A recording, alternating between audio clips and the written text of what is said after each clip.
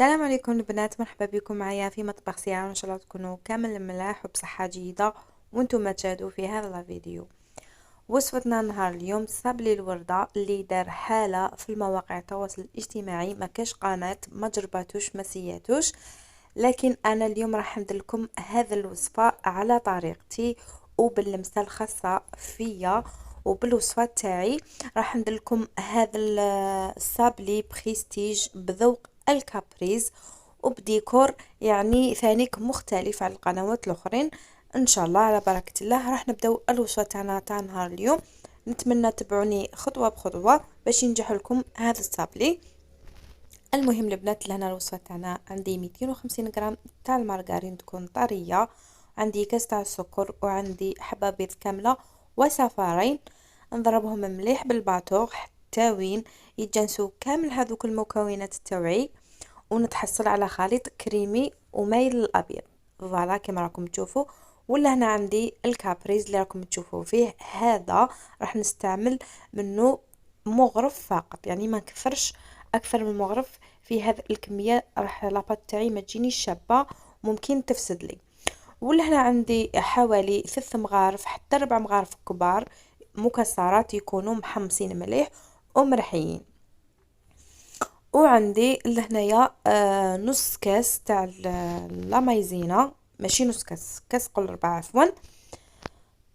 ونخلطهم مليح مليح حتى وين يتجانسوا لي كامل هذوك المكونات ثاني. من بعد نضيف الفرينه ونضيف كيس من الخماره الكيميائيه، وبيان سور الفرينه تاعي تكون ماربله البنات.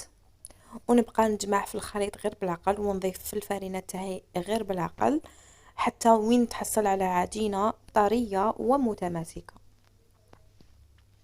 فوالا البنات كما راكم تشوفوا لهنا بعد ما جمعت لاباط تاعي كما راكم تشوفوا لاباط تاعي راهي طريه فوالا ومتماسكه في نفس الوقت. البنات هذا الصابلي يجي بزاف هايل، يجي فيه واحد الذوق تاع الكابريز مع هذوك المكسرات، بشرط المكسرات يكونوا محمصين مليح باش يعطوا هذاك الذوق البنين تاعهم. لهنا كيما راكم تشوفوا جبت لاباط تاعي حطيتها في البلون دو طرافاي تاعي، درت لها هذاك البابي ولا درت لها هذاك الورق تاع الديود وفتحتها مليح على سمك 1 سنتيم هكاك، يعني تخلوا شويه لاباط تاعكم شويه خشينه لانه مانيش داير فيها الخماره، راح تطلع لي مي ما تطلعليش بزاف. ونجيب هذا الطابع تاع الورده ونطبع الصابلي تاعي. تقدروا ما ديروا يعني طابع دائري ما يهمش. فوالا البنات كيما راكم تشوفوا السمك تاع الورده تاعي كيفاش راهو، فوالا تاع الصابلي عفوا. المهم البنات هكذا ونحطهم في بلاطو فوق بابي كويسون. من بعد ندخلهم على فرن مسخن من قبل على درجة حرارة متوسطة، ولا ديروها على 180 درجة حتى وين يعني يطيبوا ياخذوا لي هذاك اللون الذهبي الفاتح وينشفوا لي ونحيهم. وفوالا البنات كيما راكم تشوفوا لهنا الصابلي تاعي بعد ما طاب كيما راكم تشوفوا، مجرد ما لي هذاك اللون الذهبي من تحت هكا يعني ونحيه. وكيما راكم تشوفوا يعني الحجم تاعو ضاعف شويه ما يمشي بزاف. لهنا البنات عندي شوكولا بلون وزدت لها شوفوا قطعه صغيره من شوكولا اولي، وراح نذوبها باش تعطيني هذاك اللون تاع الكراميل اللي راكم تشوفوا فيه. ولهنا كذلك ذوبت شوكولا اولي. فوالا ذوبوها بيان سور فوق حمام مائي، تقدروا ديروا لها يعني تزيدوا لها 2 مغارف زيت باش يعطونا هذاك اللمعان. لهنا كي تجوا تقلاصوا بها الكاطو تاعكم عفوا، لكن كي تحبوا ديروها هنا تخدموا بها في المول سيليكون ما ديروا حتى اضافه، يعني ما الزيت وما تضيفوهاش. ولا هنا شوفوا البنات هذا هو الشكل اللي قلت لكم درتو على طريقتي، يعني درت الورده تاعي نص بنص. شفت كامل استعملوا شوكولا بلون ولا شوكولا اولي ولا شوكولا كراميل، لكن هذه الفكره تاع نص بنص جاتني باش نديرها هكذا، عجبني شكلها قلت نغير ويعني ندير ديكور على طريقتي والوصفه كذلك على طريقتي. شوفوا الطريقه كيفاش راني ندير، يعني جبت لابوش تاعي هكذا ودرت النص من شوكولا اولي والنص من هذيك شوكولا كراميل. فوالا من بعد ندخلهم على في المجمد عفوا، نخليهم لمده 5 دقائق هكاك حتى وين نحس هذيك الشوكولا تاعي خلاص جمدت لي ونجي نحيها. ولهنا يعني انا خلطت، ما درتش غير يعني هذوك الوردات ما درتهمش غير نص بنص، درت هكذا ثاني تاع شوكولا اولي، درت تاع شوكولا كراميل. يعني خلطت، يعني باش نعطيكم هكذا افكار بزاف وانتم تختاروا الفكره اللي عجبتكم وتطبقوها بيان سور. فوالا البنات كيما راكم تشوفوا شوفوا شكلها بزاف هايل. ولهنا البنات شفت ناس يستعملوا هذاك ترونسبارو هذاك تاع الوردات، لكن ما يخرجلكش الشكل تاعها شباب كيما يخرجوا لك هذا المول. يعني هذا المول يخرج لك الشكل تاع الورده بزاف هايل كيما موضح في الصوره. من بعد لهنا البنات راح نجيب ناكري دوغي. انا ذوبته هكذا، تقدروا تذوبوه بالسائل تاعو، يعني هذاك الليكيد تاعو، سينو تقدروا ذوبوه بالزيت. انا هذا هو الناكري اللي نستعملو، يجي شكله بزاف هايل لونه، عفوا ما ديروش عليا. وراح نستعمل نزين به هذا الوردات. شوفوا راح نزينهم هكذا مع الاطراف في الوسط. مام لهنا التزيين تاع الناكري راح نخلط، كاين اللي راح نديرهم في الوسط وما نديرهمش في الاطراف، كاين اللي راح نديرهم في الاطراف وفي الوسط، وكاين اللي العكس. دوك تشوفوا كيفاش راني ندير هكذا، يعني لمسه خفيفه فقط، ما تكثروش بزاف ناكري. فوالا شوفوا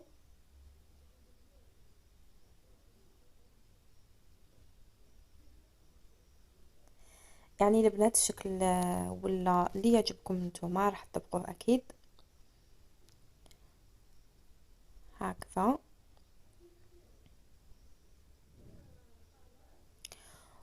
وراح نخلي الوردات تاعي ينشفوا، يعني هذاك الناكري تاعي ينشف.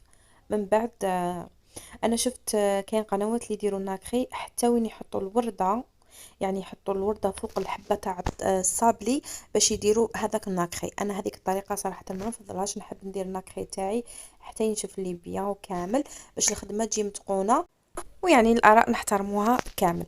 المهم البنات لهنايا عندي 125 غرام تاع الزبده، عندي نص كاس تاع السكر، وعندي 3 مغارف تاع الزيت. نضربهم مليح نطلعهم بيان كيما راكم تشوفوا. فوالا حتى وين يتغير هذاك اللون كامل. من بعد لهنايا البنات انا هذا الكريمه قسمتها على 2 لانه راح نستعمل الكريمه الزوجه في صابلي اخر. لهنا راح نضيف مغرف او 2 مغارف تاع الكابريز مع كيس تاع الكراميل. لهنا ندير 2 مغارف كبار تاع هذاك الكابريز باش يعطيني ذوق بزاف شباب يعني، وتجي صابلي تاعي بنكهه الكابريز عفوا. ونضرب مليح حتى وين يتجانسوا كامل هذوك المكونات بهذه الطريقه. من بعد نزيد لهنايا قلت لكم مكسرات يكونوا محمصين مليح ومرحيين، شويه اخشان يعني ماشي رقاق، باش في الماكله كي تجوا تاكلوهم تحسوا بالمذاق تاعهم. فوالا البنات هذه هي الكريمه تاعي، تجي بزاف هايله وتجي ليس وتجي ثانيك بنينه تهبل. نديرها في بوش. من بعد بعد ما نكون طيبت كامل الصابلي تاعي ويكون برد لي اكيد راح نجي نلصقو كما راكم تشوفوا البنات. شوفوا كي ديروا الحبه مع بعض وتزيدوا هذيك الطبقه تاع الكريمه، تجي الحبه الله الله يعني عاليه. لهنا عندي ثاني كابريز درتو في بوش، وعندي جوز كنت حمصته شويه. لهنا البنات ندير طبقه من الكريمه تاع الزبده هكا مع الاطراف كما راكم تشوفوا هكذا. ومن احسن ما يعني ما تلحقوش حتى الطرف كامل، من بعد كي تضغطوا راح توصل للطرف وحدها. ولهنا راح ندير الكابريز في الوسط، يعني هذيك الكابريز اللي وريتها لكم في الاول اللي خدمت بها لاباط هذيك هي راح نستعملها. ولا هنا البنات راح نكسر هذا الجوز نحطه هنا في الوسط. كنت حمصته شويه. فوالا البنات بهذه الطريقه. ونغلق الحبه تاعي تاع الصابلي، نضغط شويه فقط يعني ما تضغطوش بزاف، شويه برك، ومن بعد نحو هذوك الزوائد. فوالا بهذه الطريقه هكذا نحي هذوك الزوائد بواسطه الاصبع تاعي. لهنا كيما قلت لكم البنات ما تلحقوش الكريمه في حتى الاطراف، لانه شوفوا قلت لكم كي تضغطوا راح تلحق وحدها للاطراف. ولهنا ديروا يعني طبقه رفيعه من الكريمه تاع الزبده، يعني باش تجي يعني كي تروحوا تاكلوا تحسوا بالله تاع الكريمه، ماشي يعني تاكلوا غير الصابلي فقط ولا لاباط هذيك. شوفوا الطبقه اللي ندير فيها، ونزيد الكابريز، ونزيد هذاك الجوز هكذا نفتو نديرو في الوسط، ونغلق الحبه تاعي ونساويها. يعني ماهيش حاجه كامل صعيبه، هكا نسويها بواسطه الاصبع تاعي. فوالا البنات، ومن بعد نحطهم في المجمد ولا في الثلاجه مده 5 دقائق حتى وين تشد لي هذيك الكريمه روحها، باش كي نجي نحط عليها شوكولا ما تذوبليش. ولا هنا راح نغلفها بالشوكولا. لهنا كيما قلت لكم درت شوكولا تاع الكراميل، وريت لكم كيفاش درتها. ودرت شوكولا اولي، كان حبات لي راح نديرهم شوكولا اولي كاملين، كاين اللي راح نديرهم بهذه الشوكولا هكا، وكاين اللي راح نديرهم يعني نص بنص هكذا. البنات لهنايا كنت ضفت لها انا شويه تاع الزيت باش تعطيني لمعان، ونحطها لهنايا بهذا الشكل اللي راكم تشوفوا فيه. والتزيين يعني راح نعطيكم بزاف افكار. انا لهنايا هاد الحبات رشيت عليهم كاكاو، عطاني شكل بزاف هايل كما راكم تشوفوا. وهما يعني مع تحطوا الحبه تاعكم قبل ما تنشف لكم الشوكولا، راح تنفضوا عليهم هذاك الكاكاو يعني باش يعطي لكم هذا اللمسه. وراح ندير لهم لهنا هذيك التزيين تاع الورده. شوفوا البنات الوردات كيفاش راني مخالفتهم من في التزيين، يعني كاين اللي درت لهم شوكولا نواغ، يعني خالفت الكلاصاج تاع الحبه تاعي. لهنا البنات كما راكم تشوفوا درت نص من الشوكولا تاع الكراميل ونص من الشوكولا اولي، يعني الصوره راهي توضح كلش اكثر من اللي يعني راني نشرح.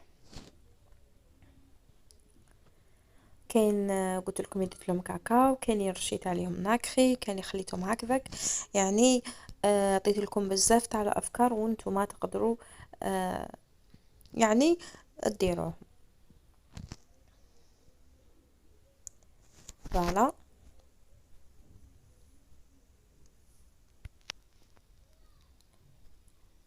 ولا انا درتها بشوكولا اولي، وراح نرش عليها ناكخي. كما قلت لكم ناكخي ليكيت، انا البنات نستعمل هذا الناكخي. شوفوا نرش عليها هكذا. من بعد لهنا راح ندير هذيك الوردة اللي درتها يعني مخلطة كيما نقولوا، راح نزين بها. والحبه تاعي تجيني بزاف هايله، تجيني يعني عاليه، لانه هذا الصابي تاع الورده يعني يجي عالي، الحبه تجي مقيومه الله الله. وشوفوا الطريقه اللي راني نرش فيها في الناكري، تجيبوا هكذا بانسو وترشوا الناكري تاعكم بهذه الطريقه باش تعطي لكم يعني هذوك الخطوط. ولهنا البنات الورده نعكسها، لهنايا الجهه اللي راني دايره فيها شوكولا اولي ندير فيها الورده بهذيك الجهه تاع الكراميل، والعكس صحيح. وعلى البنات نكمل بنفس الشيء كامل الحبات تاوعي نزينهم. كاين اللي درت لهم بنفس اللون التزيين، وكاين اللي خالفت له التزيين. وهوليكم البنات الكاطو تاعي كما راكم تشوفوا حاضر امامكم، جا شكلو بزاف هايل وراقي، يناسب كامل المناسبات، ولا يعني تقدروا ديروه كهديه للعروسه ولا ليسونسيال كيما تحبوا. المهم البنات لهنا الفيديو انا كنت راح نحط لكم فيديو لكن تفصلي للاسف. راح نحط لكم هذا الصور يعني تشوفوا الصابي تاعي كيفاش جا. نتمنى ينال اعجابكم ورضاكم، تجربوا الوصفه وتخلوا لي الاراء تاعكم لتحت في لي كومونتير بيان سور. انا راح نقول لكم نتلاقاو في فيديو اخر ان شاء الله في وصفه اخرى. ما بقى لي نقول لكم سلام.